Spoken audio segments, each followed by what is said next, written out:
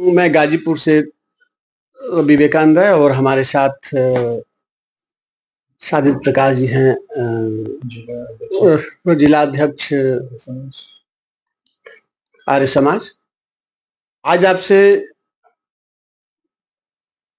हमारी आज खास बातचीत है जो उत्तर प्रदेश सरकार ने एक निर्देश दिया है कि किसी भी सरकारी संस्थान में अब जाति का उल्लेख नहीं होगा, आपके मतलब नाम का उल्लेख नहीं होगा।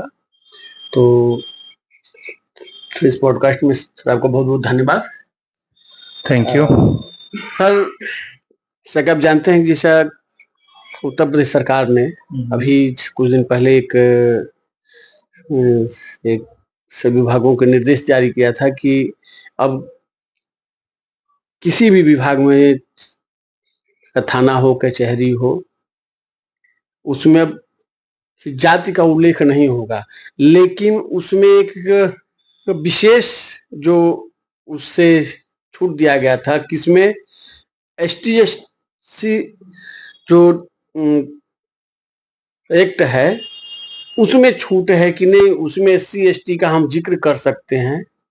तो ये फिर समझ में नहीं आता है कि आप ST एक्ट में एक तरफ आप छूट की बात कर रहे हैं और एक तरफ कह रहे हैं कि जाति का उल्लेख नहीं होगा। फिर ये कैसे, ये इसको आप किस रूप में देख रहे हैं?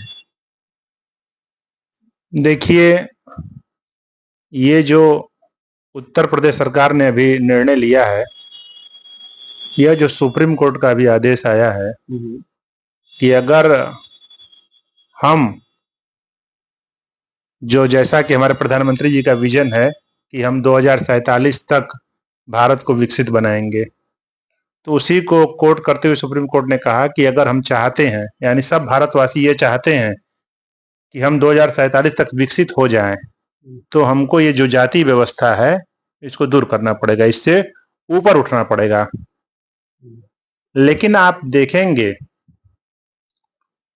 तो ये कोई नई चीज नहीं है। जाति जो प्रथा हमारे यहाँ है, ये वैदिक प्रथा नहीं है। वेद के अंदर वर्ण व्यवस्था है जो गुण पर आधारित है, और जन्म से तो सभी लोग अज्ञानी हैं। अज्ञानी को ही शूद्र कहा गया है। जिसको पढ़ाने पर भी विद्या प्राप्त न हो, यानी हम उसके साथ परिश्रम तो कर रहे हैं, उसको विद्या तो देना चाहते हैं, लेकिन उसकी क्षमता नहीं उसको ग्रहण करने की, तो ऐसे जो व्यक्ति होते हैं समाज के अंदर, उनको हम शूद्र की श्रेणी में रखते हैं। वो सेवा का काम, जो 4 ग्रेड का काम है आजकल, वो करते हैं। लेकिन ये जन्म से नहीं है कि कोई शूद्र के घर में पैदा हो गया तो उसको शूद्र ही रहना है। ये वैदिक व्यवस्था नहीं है। शूद्र के घर में पैदा हुआ व्यक्ति भी ब्राह्मण बन सकता है, क्षत्रिय बन सकता है, वैश्य बन सकता है। ये हमारी वैदिक दृष्टि है, ये प्राचीन दृष्टि है, यही सनातन है। इसमें किसी प्रकार का आपको भेदभाव लग रहा है? बिल्कुल निष्पक्ष है सबके लिए। यानी परमात्मा की जो व्यवस्था है वो सबके लिए है, उसमें कोई पक्षपात किसी के लिए नहीं है। नहीं है। अच्छा सर, जैसे अभी एक तरफ जैसे लोग कहते हैं कि मनुस्मृति में जो वर्ण व्यवस्था है तो उसका लोग विरोध करते हैं, लेकिन हमारे संविधान में भी SC ST जनरल OBC का मतलब पूरा प्राविधान है और उसी के तहत जो है सरकारी नीतियां बनाती हैं, तो हम इसको सही मान लेते हैं। तो फिर मनुस्मृति में जो वर्ण व्यवस्था है तो उसको कैसे गलत कहा जा सकता है? देखिए, जो मनु महाराज हुए, उनकी जो व्यवस्था है वो हमारा प्राचीन संविधान है। वो भी वैदिक सिद्धांत की ही बात करता है। मनु भी, लोग मनु को पढ़ते नहीं है। और हुआ क्या है हमारे देश में, चूंकि हमारा देश कई सौ साल तक गुलाम रहा है, मुगलों का भी, अंग्रेजों का भी, तो हमारे जो साहित्य रहे हैं उसमें मिलावटें हुई हैं। मिलावटें इस उद्देश्य से हुई कि हम आपस में टूट जाएं।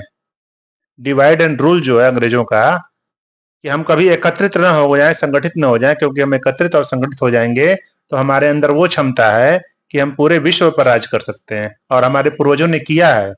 अच्छा, तो इस संबंध में आप क्या कहना चाहेंगे, जो अभी उत्तर प्रदेश सरकार ने जो ये कहा है कि किसी सरकारी संस्थान में जात का उल्लेख नहीं होगा, लेकिन SC/ST एक्ट में इस इस छूट से इस जात के नाम से छूट रहेगा, लेकिन बाकी किसी सरकारी कार्यालय में जो है जात का उल्लेख नहीं किया जाए। देखिए, इससे जो इस बारे में क्या कहना चाहेंगे? जो फायदा होगा बस ये होगा कि सामने से देखने से किसी की जाति पता नहीं चलेगी, लेकिन जब आप जाति प्रमाण पत्र बनवाएंगे तो पता चलेगा ना। यानी हम इसको अभी समाप्त नहीं कर पा रहे हैं, लेकिन देखिए, सरकार को थोड़ा सा और मजबूत होने की आवश्यकता है इस मामले में। वाकई में अगर इस देश से जाति प्रथा का समाप्त हो जाए अगर बिल्कुल, तो वो बहुत इस देश के लिए अच्छा होगा, इस राष्ट्र के लिए, और वो उन्नति का विकसित होने का कारण बनेगा, क्योंकि हम देख रहे हैं कि जातिगत लड़ाइयां बहुत ज्यादा हो रही हैं।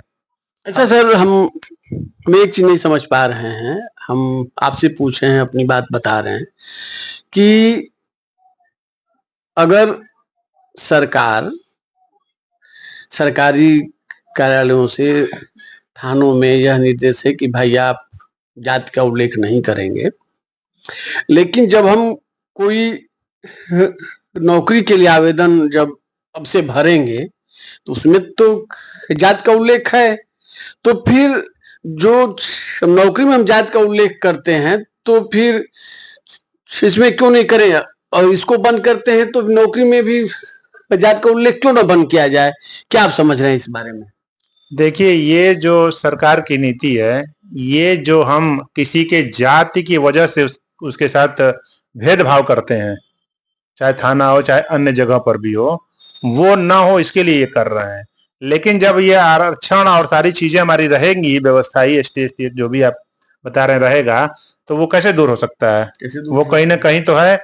तो अगर इसका पूरा समाधान चाहती है भारत सरकार, मैं पूरे भारत की बात कर रहा हूं, तो मेरा माननीय प्रधानमंत्री जी से ये निवेदन है कि जो हमारी प्राचीन सनातन व्यवस्था वेद के अंदर परमात्मा ने निहित की है, उस वर्ण व्यवस्था को लागू करें जो जन्म से न होकर कर्म पर आधारित हो। अच्छा, लेकिन सर ये बताइए सर, हमारा देश धर्मनिरपेक्ष है, तो ये देश संविधान से चलेगा या कि वेद से चलेगा? एक बात तो आप ये समझिए कि देश संविधान से ही चलेगा, ठीक है, लेकिन जो आप सेकुलर निरपेक्षता की बात कर रहे हैं, निष्पक्षता की, धर्म निरपेक्ष क्या होता है? इसको पंथ निरपेक्ष आप कहिए, सही शब्द पंथ निरपेक्ष है, अलग अलग पंथ के लोग हैं। लेकिन आपसे मैं ये पूछना चाहता हूं स्वयं कि किसी भी चीज के लिए निष्पक्ष मतलब सबके साथ एक समान व्यवहार हो, यही ना आप चाहते हैं? क्या चाहते हैं आप? हाँ, एक समान व्यवहार। तो वेद के अंदर सबके साथ, मनुष्य मात्र के साथ एक जैसा व्यवहार करने की व्यवस्था है, उसमें किसी के साथ उसमें कहीं नहीं है। उसमें एक वेद में एक मंत्र है, ऋग्वेद में, मनुर्भव, मनुष्य बनो। यानी वेद अभी हमको मनुष्य भी नहीं मानता है, यानी हमें मनुष्य बनना पड़ता है। नहीं तो अगर हम विद्या प्राप्त नहीं करें, ज्ञान नहीं प्राप्त करें, तो हम पशु के जैसे ही ना है क्या? पशु में हमें क्या भेद है? ये जान लीजिए कि दुनिया का एकमात्र ग्रंथ जो है वेद, वही निष्पक्ष है और सबको मानने की योग्य है। उसमें किसी भी पंथ, मजहब और इस सब की बातें नहीं है, उसमें मनुष्यता की बातें हैं। क्या हमको करना है, क्या नहीं करना है, हमारे लिए व्यक्तिगत क्या कर्तव्य है और सामाजिक हमारा क्या कर्तव्य है।